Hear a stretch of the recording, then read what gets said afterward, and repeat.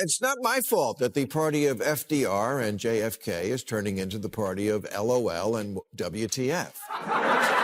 Members of Congress tweeting things like cancel rent, cancel mortgage, and no more policing or incarceration, declaring that capitalism is slavery, canceling Lincoln and Dr. Seuss, teaching children they're oppressors and math is racist, making Mr. Potato Head gender neutral. In a shocking episode of his long-running show, Maher delivered a powerful, no-holds-barred criticism, explaining exactly why he is walking away.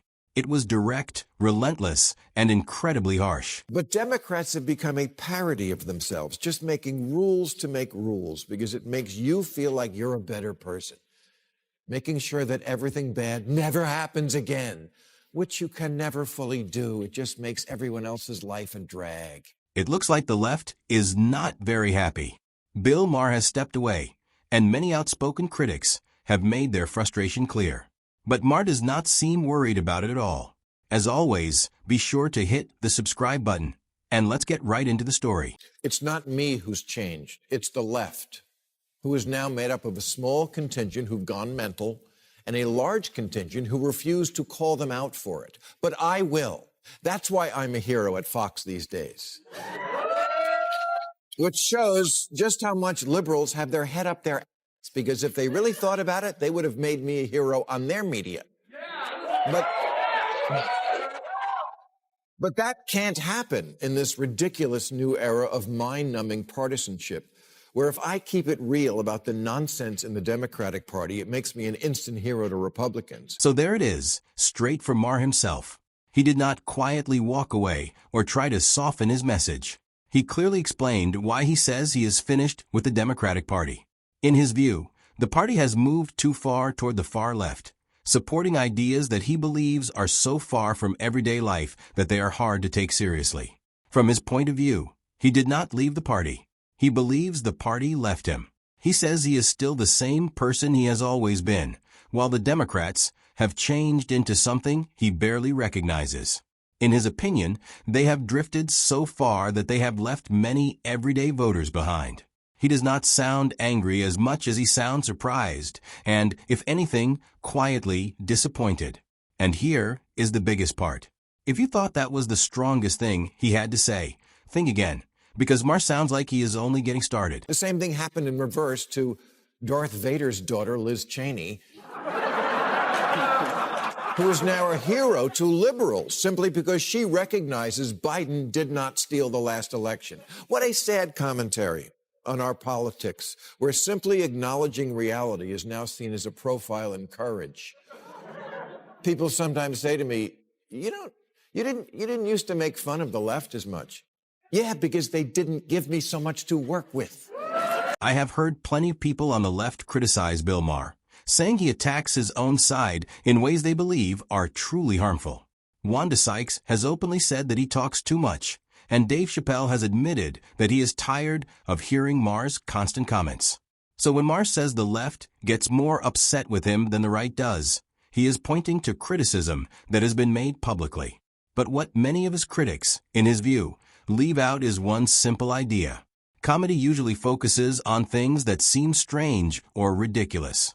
Comedians do not just choose people to make fun of for no reason. They often joke about whatever gives them the most material.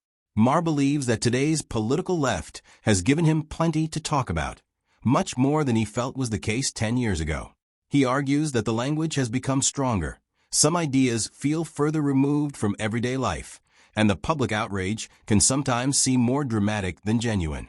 From Maher's point of view, he is not criticizing them out of personal dislike. He believes they have simply become too hard for him to ignore. The oath of office I took was to comedy. And if you do goofy, wherever you are on the spectrum, I'm going to make fun of you because that's where the gold is. And the fact that they are laughing at it should tell you something. It rings true. When normal people read that San Francisco has basically legalized shoplifting, they think Democrats have gone nuts. They think, that Ted Cruz guy seems like a real stiff. But at least he believes in the concept of shopping with money. Maher then gets to one of the biggest reasons. He says he has pulled away, and the audience responds with loud applause and laughter. It is not hard to see why many people reacted that way. In some parts of the country, especially in strongly democratic states, some policies have left people confused. Critics point to homeless camps growing across city streets, while people walk around them every day. They mention toy stores removing boys and girls sections in the name of progress. They also point to concerns about students moving on to the next grade simply for showing up, without enough attention being paid to what they have actually learned. Supporters and critics disagree about these issues, but Maher argues that they are real policies and trends appearing in Democratic-led areas. He does not try to ignore them. Instead, he describes them as ideas that may have started with good intentions, but, in his view, have led to real-world consequences. The crowd's laughter is not just for entertainment. To Maher, it reflects a feeling that many people believe something has slowly gone off track. It's not my fault that the party of FDR and JFK is turning into the party of LOL and WTF. Members of Congress tweeting things like cancel rent, cancel mortgage, and no more policing or incarceration, declaring that capitalism is slavery, canceling Lincoln and Dr. Seuss, teaching children they're oppressors and math is racist, making Mr. Potato Head gender neutral, and now an emoji for pregnant men. Maher is not finished yet. He leans forward and shares another list of reasons why he believes the left has moved too far from its original path. And this time, his comments get just as much attention as before.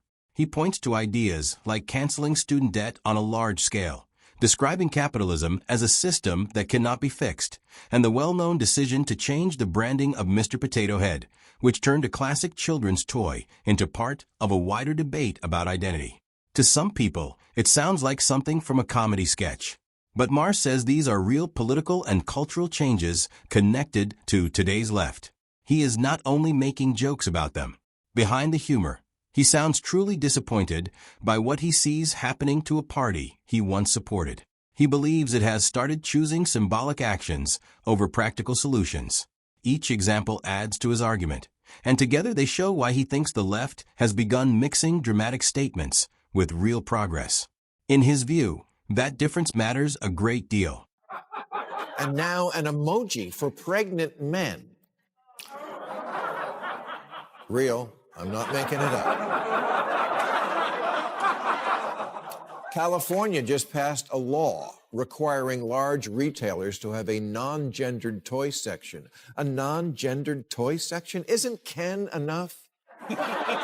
Here is where the story takes an interesting turn. Gavin Newsom once sat down with Maher and was asked directly about California's controversial law requiring gender-neutral toy sections in some retail stores. His answer caught a lot of people's attention.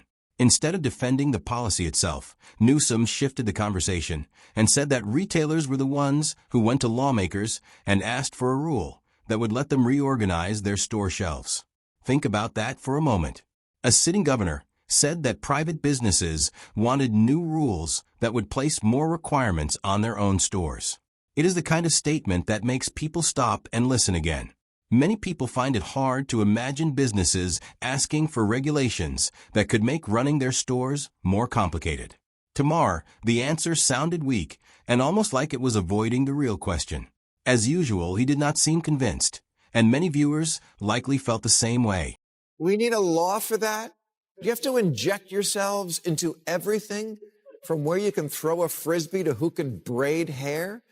This is why so many people, by the way, were triggered by COVID policies. They were already sick of rules. Regulation should be a good issue for Democrats. It's certainly one they're associated with.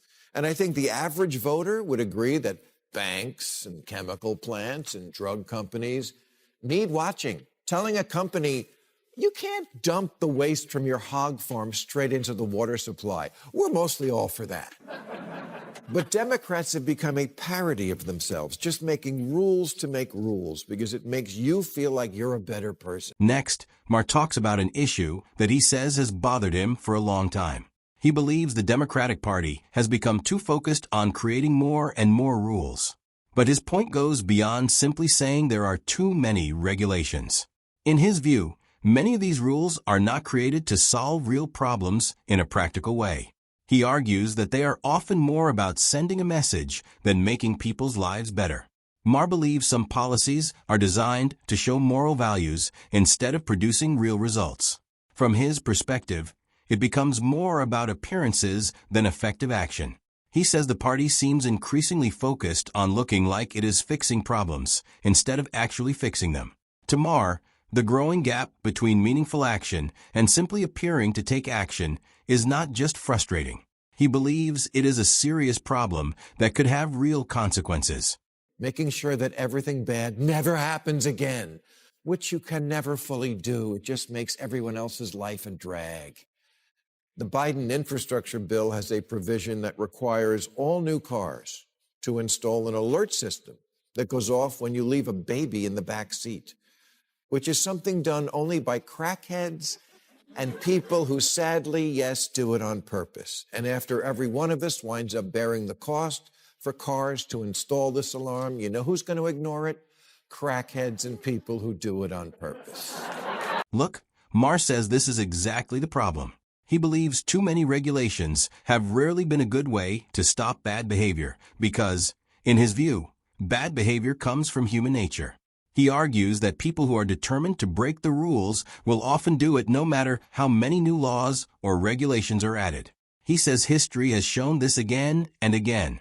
In Maher's opinion, the hard truth that many politicians do not want to admit is that these rules often do not stop the people they are meant to stop. Instead, they make life harder for everyone else, the law-abiding, tax-paying people who are simply trying to get through their daily lives. He points to something as common as owning a car. Over the years, he says, the number of requirements has grown, creating more paperwork, more tests, and more rules for ordinary people to follow. At the same time, he argues that reckless drivers, uninsured motorists, and the very people those regulations were meant to control often ignore the rules without thinking twice. From Maher's point of view, good intentions that are carried out poorly can end up placing the biggest burden on people who already follow the law, while those who break the rules continue on with little trouble. A sensor light is not going to fix this problem, and Democrats no longer possess the common sense to understand that not every problem in the world can be fixed with a regulation.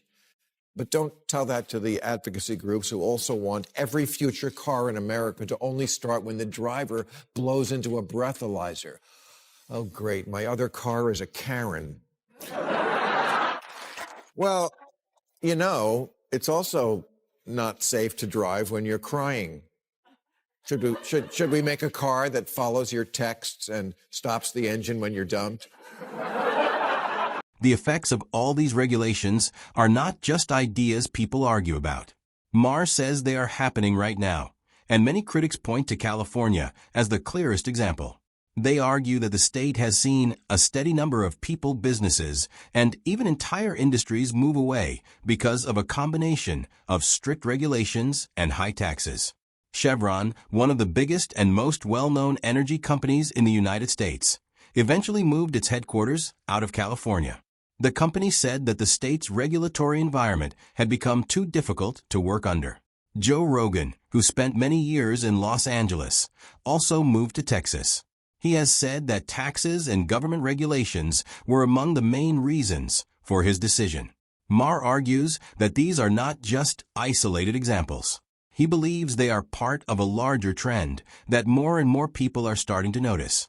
At the same time, he says California's leaders do not seem interested in making major changes and continue to follow the same approach, even as more people and businesses choose to leave. Racism is bad. How about a car that won't start unless you play a message about tolerance from George Takei? Regular viewers of this program may recall my long battle to get solar power hooked up at my house. It involved this shed, which had to be built to house this solar battery. Yes, that battery needed a house to live in. And not just any house, one that had to follow the specifications of this chart. That's a real chart of the steps we had to go through to get this thing turned on. Democrats have to stop thinking that what the voters dream about is to be hassled. And there it is. Bill Maher, one of the most well-known cultural comedians of his time, has looked at today's Democratic Party and taken a step back. Not because of anger or hate, but because he says he feels truly frustrated with what he sees as a party that has replaced common sense with political performance. From confusing state policies and what he considers unnecessary regulations to leaders giving explanations that do not seem convincing and businesses choosing to leave, Maher has been pointing to what he believes are signs of a party losing its direction. But here is the interesting part. He is not a conservative, and he has not suddenly changed his entire political identity. He says he stayed where he has always been, while the party's direction continued moving further away from where he felt comfortable. Whether the Democratic Party decides to change course is still unknown. But one thing is certain. Maher is paying attention, and when something does not make sense to him, he is not afraid to speak up. And with that, we bring today's video to a close. If you enjoyed it, make sure to hit like and subscribe for more videos like this. Thanks for watching, and I'll see you in the next one.